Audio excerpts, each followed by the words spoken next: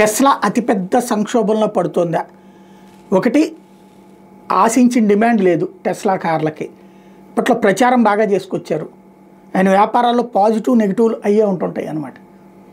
ఓ పక్కన డిమాండ్ పెరుగుతోందన్న ప్రచారం mouth publicity చేసుకొచ్చారు. కానీ ఇప్పుడు టెస్లా కార్ల మీద దాడులు, టెస్లా సర్వీస్ సెంటర్ల మీద దాడులు, టెస్లాకి సంబంధించినటువంటిది ఎక్కడైనా షోరూమ్ల మీదనే దాడులు చేస్తామని చెప్పి కొంతమంది ప్రకటించడం, ఆల్రెడీ మొన్న జరిగినటువంటి పరిణామాలు, వాటన్నిటి మధ్యన ఇప్పుడు జరుగుతున్నటువంటి కీలకమైనటువంటి అంశం. ఎలన్ మాస్కే ఒకటి రీపోస్ట్ చేసుకొచ్చాడు, Tesla service center struggling to keep up with surging demand అంటూ. Reports out of Schaumburg confirm that what many Tesla owners are seeing first hand service centers are స్లామ్డ్.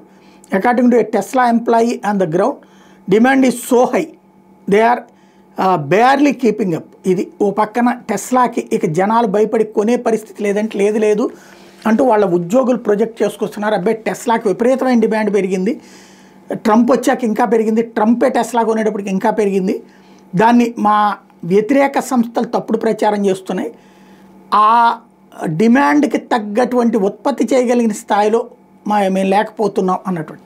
తొందరగా ఇండియాలో కనుక ఆ టాటాతోనూ ఏదో సెటిలైట్ చేసుకుంటే బాగానే ఉంటుంది.